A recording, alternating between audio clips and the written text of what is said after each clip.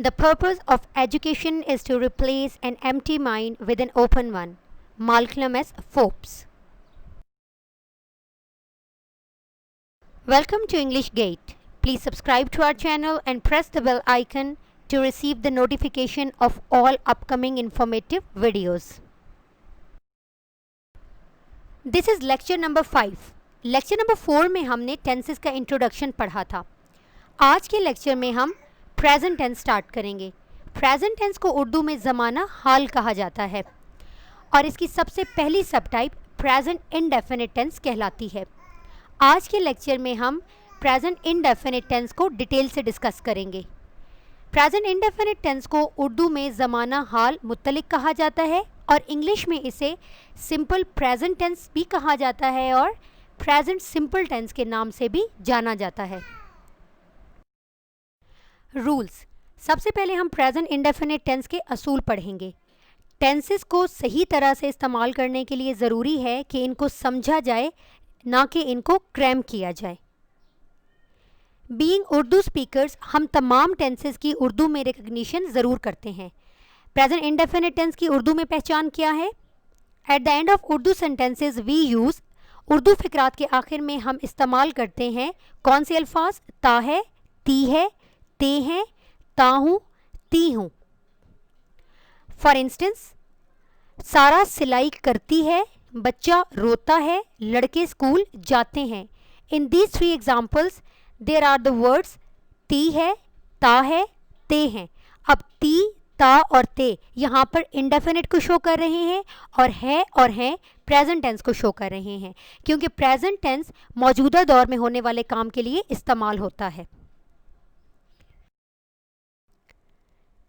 Rules को continue करते हुए आगे हम ये पढ़ते हैं कि प्रेजेंट इंडेफिनिट टेंस या सिंपल प्रेजेंट टेंस में फॉर्म ऑफ वर्ब कौन सी इस्तेमाल की जाती है. फर्स्ट फॉर्म ऑफ वर्ब यानी वर्ब की पहली फॉर्म. वर्ब की 4 फॉर्म्स में से प्रेजेंट इंडेफिनिट टेंस में हम वर्ब की पहली फॉर्म का इस्तेमाल करते हैं. एग्जाम्पल्स देखते हैं.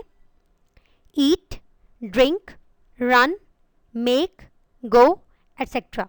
अब ये 5 वर्ब्स जो यहाँ पर लिखे गए हैं ये सब वर्ब की पहली फॉर्म्स हैं. किसी भी टेंस में दूसरा important element helping verb consider किया जाता है, क्योंकि मेन फॉर्म ऑफ वर्ब के साथ साथ हमें हेल्पिंग वर्ब की भी ज़रूरत होती है ताकि हम अंदाज़ा लगा सकें कि हम किस टेंस में बात कर रहे हैं. अब प्रेजेंट इंडेफिनिट टेंस में हम 2 हेल्पिंग वर्ब्स इस्तेमाल करते हैं, डज और डू. डज हम कौन से सब्जेक्ट्स के साथ इस्तेमाल करते हैं? ही, शी, इट या कोई भी सिंगुलर नाउन. सब्जेक्ट क्या होता है? Subject doer of the action होता है. किसी भी सेंटेंस में काम करने वाले को हम सब्जेक्ट कहते हैं. तो जो सिंगुलर होंगे उनके साथ हम हेल्पिंग वर्ब डज का इस्तेमाल करेंगे और हेल्पिंग वर्ब डू हम आई, वी, यू, दे या किसी भी प्लूरल नाउन के साथ इस्तेमाल करेंगे. प्रेजेंट इंडेफिनिट टेंस के हेल्पिंग वर्ब्स इस्तेमाल करते वक्त अमूमन ये मिस्टेक कमिट की जाती है कि इन दोनों हेल्पिंग वर्ब्स को इंटरचेंज कर दिया जाता है.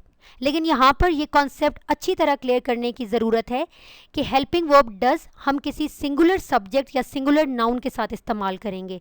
सब्जेक्ट मैंने ऑलरेडी बताया कि डूअर ऑफ द एक्शन होता है या किसी भी सेंटेंस में जो काम करने वाला होता है. और हेल्पिंग वर्ब डू हम आई, वी, यू, दे या किसी भी प्लूरल सब्जेक्ट के साथ इस्तेमाल करेंगे. अगली स्लाइड्स में हम एग्जाम्पल्स के ज़रिए इन दोनों हेल्पिंग वर्ब्स के यूज़ को अच्छी तरह समझेंगे.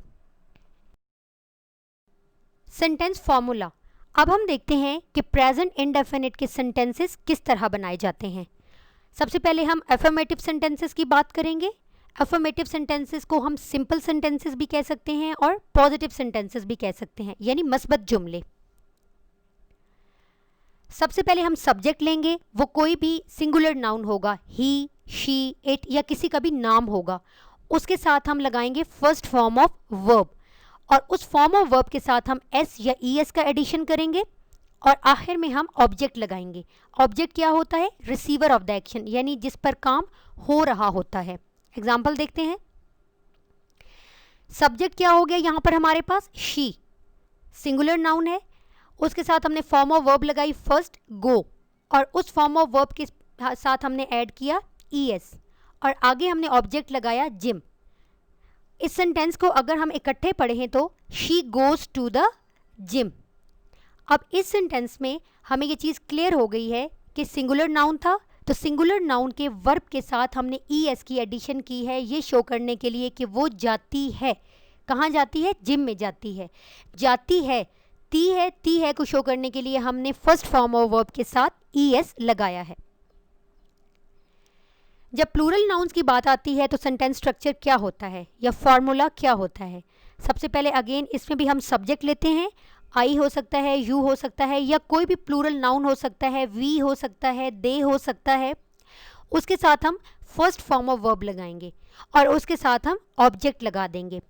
इफ़ यू हैव नोटिस्ड तो यहाँ पर हमने एस और ई एस की एडिशन की बात नहीं की, क्योंकि जब प्लूरल नाउन्स या प्लूरल सब्जेक्ट्स हमारे पास आ जाते हैं तो सिंपल प्रेजेंट टेंस में हम एस या ई एस की एडिशन वर्ब के साथ नहीं करते। Let's see an example. Subject क्या है? दे। फॉर्म ऑफ वर्ब क्या हो गई? विजिट। अब विजिट के साथ हमने एस या ई एस का एडिशन नहीं किया। और ऑब्जेक्ट क्या हो गया? लंदन, यानी दे विजिट लंदन। इस सेंटेंस को इकट्ठा पढ़ लें तो क्या बनेगा? They visit London. अब यहाँ पे एस या ई एस की एडिशन नहीं हुई, so this concept has been cleared here कि सिंपल सेंटेंसेस में हमने सिंगुलर सब्जेक्ट या सिंगुलर नाउन की फर्स्ट फॉर्म ऑफ वर्ब के साथ एस या ई एस का एडिशन ज़रूर करना है। लेकिन जब हमारे पास प्लूरल नाउन आ जाएगा या प्लूरल सब्जेक्ट आ जाएगा तो वहाँ पर हमने वर्ब की first form as it is लगा देनी है, उसमें हमने एस या ई एस की एडिशन नहीं करनी। Rules to add S E S with verbs. अब हम यहाँ पर पढ़ते हैं कि हम कौन से वर्ब्स के साथ एस या ई एस लगाएंगे। ये कॉन्सेप्ट हमारे लिए मददगार होगा कि हम प्रेजेंट इंडेफिनिट के सेंटेंसेस को रिकग्नाइज कर सकें और लिखते वक्त आसानी से ऐसे सेंटेंसेस बना सकें। फर्स्ट रूल क्या है? We use E S with verbs ending at O, X, S H, C H, or double S, यानी ऐसे वर्ब्स जो इन लेटर्स पर एंड हो रहे होंगे उनके साथ हम हमेशा ई एस की एडिशन करेंगे। एग्जाम्पल्स देखते हैं। गो, ओ पर एंड हो रहा है, box is ending eight x, crash S H, reach and पर सी एच है, और मिस डबल एस। अब इन सब के साथ हम ई एस ऐड करेंगे। किस तरह? इनमें ई एस ऐड करके हम इस चीज़ को भी क्लियर कर लेते हैं। Go becomes goes, box boxes, crash crashes, reach reaches, miss misses. Second rule, we use S at the end of all other verbs. अब इन लेटर्स के अलावा जो हमने फर्स्ट रूल में पढ़े हैं, किसी भी लेटर पर जो वर्ब एंड हो रहा होगा उसके एंड पर हम सिर्फ एस लगा देंगे। Examples: meet, drink, sleep, kick, ponder. अब मीट टी पर एंड हो रहा है, ड्रिंक और किक के पर एंड हो रहे हैं, स्लीप पी पर और पॉन्डर आर पर एंड हो रहा है। तो ऐसे सारे वर्ब्स जिनके एंड पे O, X, S H, C H और डबल एस ये नहीं आ रहे होंगे उनके साथ हम सिर्फ एस की एडिशन करेंगे। Meets, drinks, स्लीप्स, kicks, ponders. अब हमारे पास कुछ वर्ब्स ऐसे होते हैं जो वाई पर एंड हो रहे होते हैं, और समटाइम्स जब हम उनके साथ एस या ई एस लगाने लगते हैं तो हमें एक और लेटर की भी एडिशन करनी पड़ती है। ये वाई पर एंड होने वाले सब वर्ब्स के साथ नहीं होता, चंद एक वर्ब्स के साथ होता है। We add I plus E S with some verbs ending at Y. Examples के जरिए ये चीज़ ज़्यादा अच्छी तरह क्लियर होगी। Carry, fly, study, try, spy. अब ये सारे वर्ब्स वाई पर एंड हो रहे हैं। जब हमने इनको प्रेजेंट इंडेफिनिट टेंस के अफर्मेटिव सेंटेंसेस में यूज़ करना है जहाँ पर हमारे पास सिंगुलर सब्जेक्ट होगा, तो वहाँ पर हमने इन्हें चेंज किस तरह करना है। Carry will become carries, I plus E S का एडिशन हो जाएगा। Fly flies, study studies, try tries, spy spies. तो ये 3 रूल्स हैं जिनके ज़रिए हम एस या ई एस की एडिशन करते हैं। Sentence formula of negative sentences. अब हम प्रेजेंट इंडेफिनिट टेंस के मनफी जुमले बनाना सीखेंगे। अफर्मेटिव सेंटेंसेस की तरह यहाँ पर भी सबसे पहले हम सब्जेक्ट लेंगे। Subject can be he, she, it और एनी सिंगुलर नाउन। उसके साथ हम हेल्पिंग वर्ब की एडिशन करेंगे और हेल्पिंग वर्ब के साथ हम नॉट लगाएंगे क्योंकि हम नेगेटिव यानी मनफी जुमले बना रहे हैं। नॉट के बाद हम फर्स्ट फॉर्म ऑफ वर्ब लगाएंगे और उसके साथ हम ऑब्जेक्ट लगाएंगे। If you have noticed we have not added here S और ई एस, यानी फर्स्ट फॉर्म ऑफ वर्ब के साथ हमने एस या ई एस की एडिशन नेगेटिव सेंटेंसेस में नहीं की। एग्जाम्पल के जरिए ज़्यादा अच्छी तरह हमें क्लियर होगा।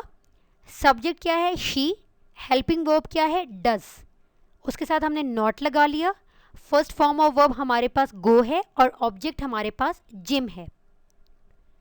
ये सेंटेंस इस तरह से बन जाएगा, she does not go to the gym. अब हमने गो का ई एस कहाँ किया? गो का ई एस हमने डू के साथ अटैच करके उसको डज बना दिया है। सो हम ग्रामर के रूल्स के अकॉर्डिंग दो इस तरह के वर्ब सेंटेंस में यूज़ नहीं कर सकते जिनके साथ हमने ई एस यूज़ किया हो, यानी एक हेल्पिंग वर्ब भी ई एस वाला यूज़ कर दें और मेन फॉर्म ऑफ वर्ब के साथ भी हम ई एस यूज़ कर दें। ऐसा ग्रामर के रूल्स के अकॉर्डिंग पॉसिबल नहीं है। प्लूरल नाउन्स की बात करते हैं।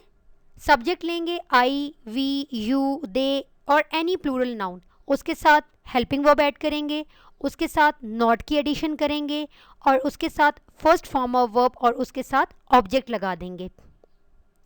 सब्जेक्ट क्या हो गया? दे। हेल्पिंग वर्ब डू, उसके साथ not, first form of verb visit और object London. They do not visit London. Affirmative sentences में भी हमने प्लूरल नाउन्स या प्लूरल सब्जेक्ट्स वाले सेंटेंसेस में फॉर्म ऑफ वर्ब के साथ एस या ई एस की एडिशन नहीं की थी। तो जब हम ऐसे सेंटेंसेस को नेगेटिव बनाएंगे तो हमने सिंपल हेल्पिंग वर्ब और उसके साथ नॉट की एडिशन कर देनी होगी। अब हम देखते हैं कि प्रेजेंट इंडेफिनिट टेंस के इंट्रोगेटिव सेंटेंसेस का फॉर्मूला क्या है। इंट्रोगेटिव सेंटेंसेस को हम सवालिया जुमले कहते हैं और इन्हें हम क्वेश्चन सेंटेंसेस भी कह सकते हैं। हमने जब भी कोई क्वेश्चन सेंटेंस बनाना हो तो हम उसमें हेल्पिंग वर्ब को स्टार्ट पर ले आते हैं।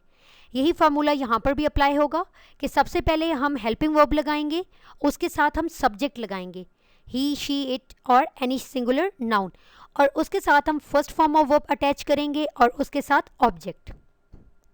अब हेल्पिंग वर्ब क्या है हमारे पास? डज। सब्जेक्ट क्या है? She. First form of verb go और ऑब्जेक्ट क्या है? Gym. Does she go to the gym. और इंट्रोगेटिव या क्वेश्चन सेंटेंसेस के एंड पर क्वेश्चन मार्क लगाना मस्ट होता है। प्लूरल सब्जेक्ट्स की बात करें तो हेल्पिंग वर्ब के साथ subject, it can be I, we, you, they और एनी प्लूरल नाउन, और उसके साथ फर्स्ट फॉर्म ऑफ वर्ब और एंड पर ऑब्जेक्ट। अब हेल्पिंग वर्ब क्या है हमारे पास? Do. Subject is they, first form of verb is visit and object is London. Do they visit London?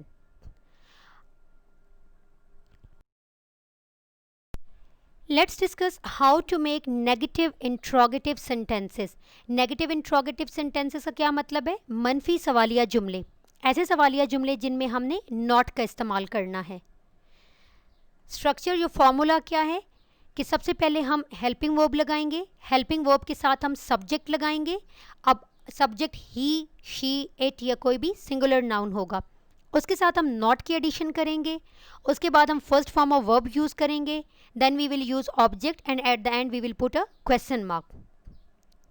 Helping verb does, subject she plus not, first form of verb go, object gym and at the end question mark. Does she not go to the gym. यहाँ पर यह point समझने की ज़रूरत है कि हमने not, does और शी के दरमियान नहीं लगाना, हमने हमेशा सब्जेक्ट और वर्ब के दरमियान नॉट का यूज़ करना है। प्लूरल सब्जेक्ट्स की बात करें तो again helping verb will be used at the start, उसके साथ हम सब्जेक्ट की एडिशन करेंगे, सब्जेक्ट के बाद नॉट, उसके बाद first form of verb, then object और एंड पर हम क्वेश्चन मार्क लगाएंगे। Helping verb do, subject they, not, first form of verb visit और object London. Do they not visit London, और एंड पे हमने क्वेश्चन मार्क लगा दिया है। अब हम डिस्कस करेंगे double interrogative sentences. Double interrogative sentences वो सेंटेंसेस हैं जिनमें हम दो क्वेश्चन वर्ड्स यूज करेंगे, यानी वो ऐसे दो वर्ड्स होंगे जो सवाल पूछ रहे होंगे। इसका फॉर्मूला क्या होगा कि सबसे पहले हम क्वेश्चन वर्ड लगाएंगे, क्वेश्चन वर्ड के बाद हम हेल्पिंग वर्ब लगाएंगे, और हेल्पिंग वर्ब के बाद हम सब्जेक्ट लगाएंगे। It can be he, she, it और एनी सिंगुलर नाउन, और उसके बाद first form of verb, then object and then question mark. अब ये सेंटेंस किस तरह बनते हैं? क्वेश्चन वर्ड हमने ले लिया वाई, हेल्पिंग वर्ब हमारे पास है डज, सब्जेक्ट है she, form of verb, first form of verb हमारे पास है गो और ऑब्जेक्ट है gym. Why does she go to the gym. अगर हम प्लूरल सब्जेक्ट्स की बात करें तो स्टार्ट में question word, after question word we will write helping verb, after it there will be a subject, it can be I, we, you, there or any plural noun. After that first form of verb, then object, and at the end we have to put a question mark.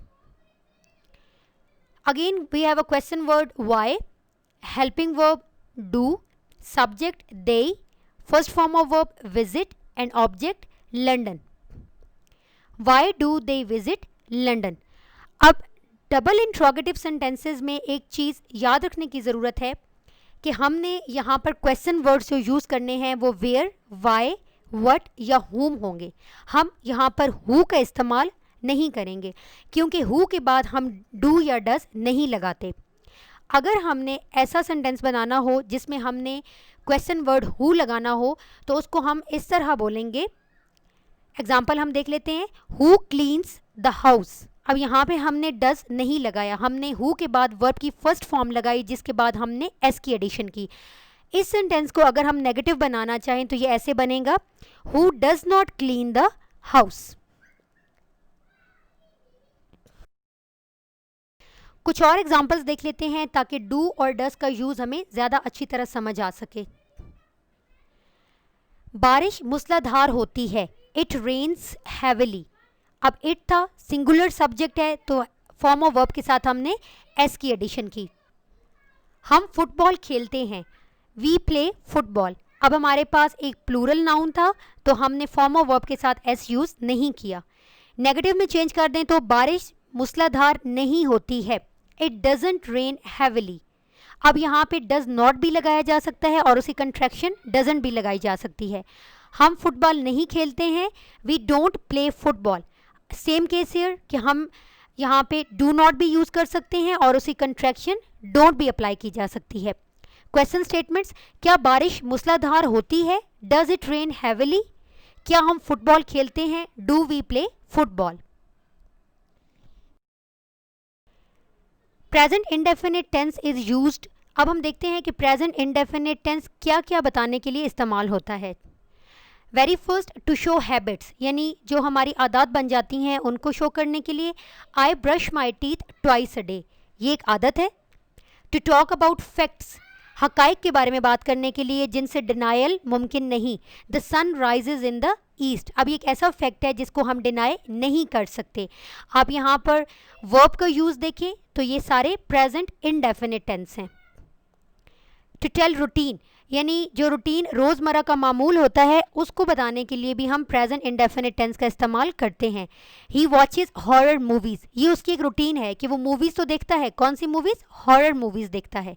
तो हम present indefinite tense इन तीन को show करने के लिए इस्तेमाल करते हैं। अब आखिर में हम देख लेते हैं कि प्रेजेंट एम्फेटिक टेंस क्या होता है। ये प्रेजेंट इंडेफिनिट टेंस ही होता है लेकिन इसमें चेंजिंग क्या होती है। एम्फेटिक मीन्स टू ले स्ट्रेस ऑन समथिंग, यानी जो काम हो रहा है उस पर हम जोर दे रहे हैं, उसकी इंपॉर्टेंस को वाज़ह करने के लिए। Let's see examples. वो वाकई पढ़ता है, ही डज रीड। वो वाकई गाना गाती है, she does sing a song. तुम वाकई क्लासिकल मौसीकी पसंद करते हो, you do like classical music. वो वाकई पास्ता खाते हैं, दे डू ईट पास्ता। अब यहाँ पे डिफरेंस क्या है कि हमने अफर्मेटिव या पॉजिटिव सेंटेंसेस में भी हेल्पिंग वर्ब डज और डू का यूज़ किया है। हैं ये प्रेजेंट इंडेफिनिट के सेंटेंसेस ही, लेकिन सिर्फ हमने जो काम हो रहा है उस पर जोर देने के लिए हेल्पिंग वर्ब्स का यूज़ किया है और डज के बाद वर्ब के साथ हमने एस या ई एस की एडिशन नहीं की। That's all for today's lecture. I hope present indefinite tense के तमाम कॉन्सेप्ट्स आपने अच्छी तरह समझ लिए होंगे और बहुत सारा पुराना नॉलेज आपने ब्रश अप किया होगा और बहुत सारी नई चीज़ें सीखी होंगी। Thank you so much for watching. हमारे चैनल को सब्सक्राइब करना और बेल आइकन को प्रेस करना ना भूलिएगा। Take good care of your selves. Happy learning.